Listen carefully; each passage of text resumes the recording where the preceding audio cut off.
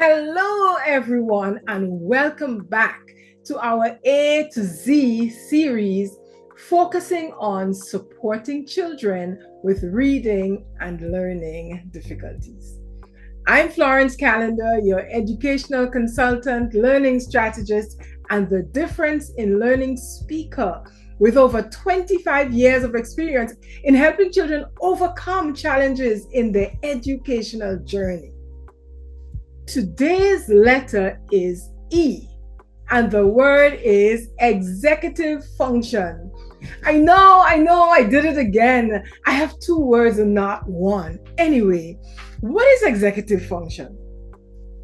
Executive functioning skills are necessary life skills that are foundational for many learning skills. They combine the cognitive, the communicative, the sensory, and the motor skills. And motor just means the movement skills that we have developed over time to become successful adults.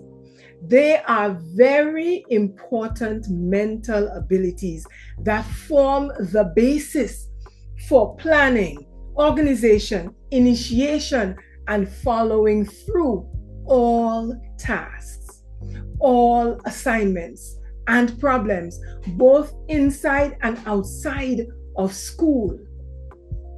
So when you think about executive functions, I want you to think about it as the management system or the boss of the brain, because they help guide behavior, thoughts, and emotions to achieve goals. So starting at a very young age, children use these skills to conduct their daily activities, from playing to socializing and learning. But they become of vital importance once they reach school age.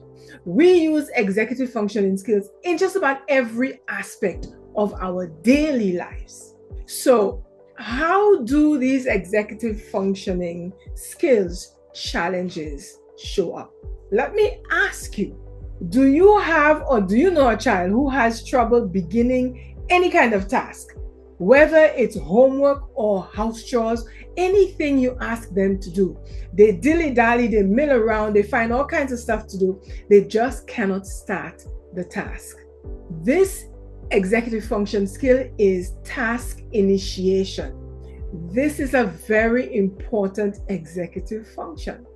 Or perhaps your child struggles to remember multi-step instructions. So when they're getting ready for school in the morning, they do everything and then they rush out of the house and they leave their lunch kit on the counter.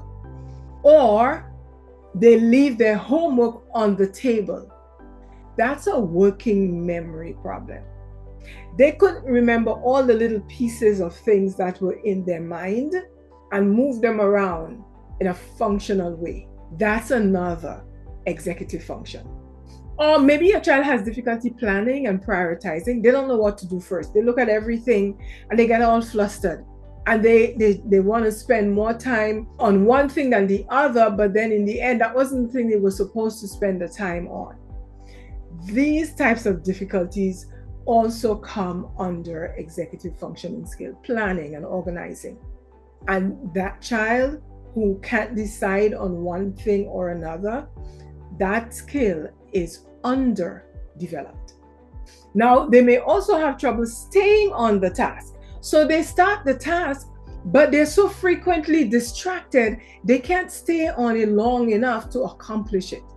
Every little thing around is pulling their attention. So that's an indication of challenges with attention control. Or you may have seen a child. Have you ever gone to the grocery store and you see a mom with a child walking down an aisle and the child wants something and the mom says, "No, you can't have that today, Johnny." And the child just displays this fit of emotion, this tantrum, throwing themselves on the floor and all of that drama. That's an executive function. That child has difficulty controlling their emotions, so they get frustrated and they have these outbursts of anxiety or tantrum.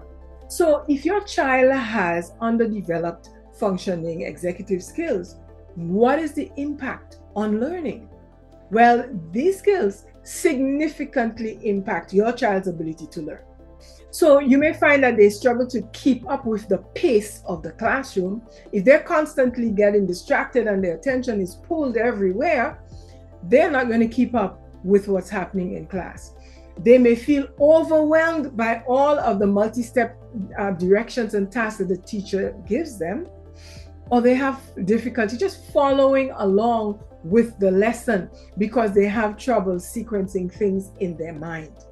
And then they may experience difficulty with reading comprehension or organizing their thoughts so they can do any kind of writing or even participating in group activities. And then you find that they frequently have difficulty completing and turning in their assignments, which leads to poor test performance. And you have the child with increased frustration, emotional outbursts, difficulty adhering to classroom rules, and things just escalate for the children with executive functioning, poor executive functioning skills. You find that they have challenges in following social norms, and so they have trouble maintaining friendships.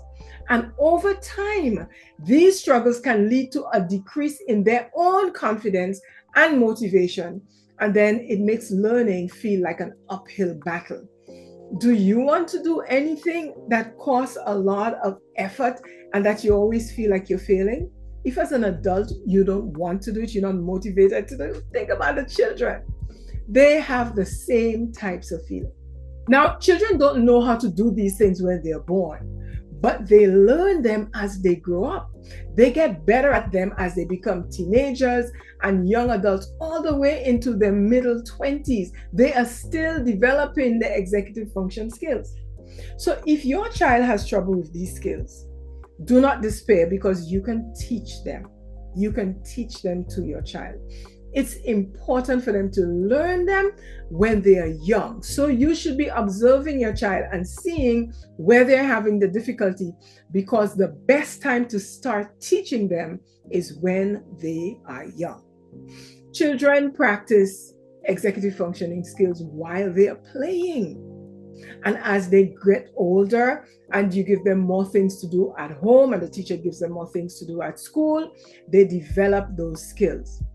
Now, the adults in their lives help them learn by giving feedback on how well they are doing. And the feedback is not, "What's wrong with you, boy?" That's not the feedback.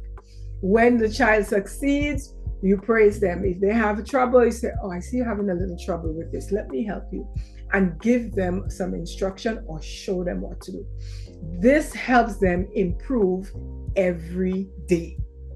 Now, if you found today's tips helpful, please show your support by giving this video a thumbs up and subscribing to the channel. Remember, hit that notification bell so you don't miss out on any of our upcoming videos in the series.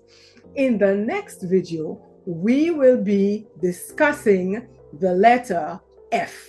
And we will be looking into frustration and the difficulties experienced by children who are just filled with frustration, difficulties in reading and learning. So let's work together to make learning fun, fast, and easy for every child, because it's easier to build strong children than to fix broken men and women. Bye-bye now, until the next time.